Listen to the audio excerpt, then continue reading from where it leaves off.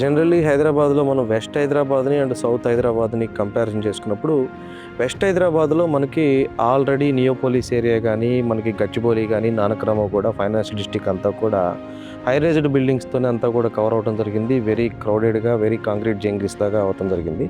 Generally public అంతా కూడా high rise అంటేనే లగ్జరీ అనుకుంటూ ఉంటారు. దాన్ని మనం యాక్చువల్గా ఏంటంటే కమ్యూనిటీస్లోకి తీసుకొచ్చినప్పుడు ఏంటంటే సౌత్ హైదరాబాద్ గ్రోత్ కారిడార్ని మనం బేస్ చేసుకొని ఇక్కడ రాబోయేటట్టు డెవలప్మెంట్స్ని కంపారిజన్ చేసుకున్నప్పుడు స్టార్టింగ్లో ఈ ల్యాండ్ సెలెక్షన్ చేసుకున్నప్పుడు మేము కూడా ఏంటంటే ఒకటి 300 to 400 500 segment of villas build చేద్దామని అనుకోవడం జరిగింది. బట్ కాకపోతే ఏదైతే లగ్జరీ ఆస్పెక్ట్లో చూసుకున్నప్పుడు not only construction is luxury, not only facilities luxury.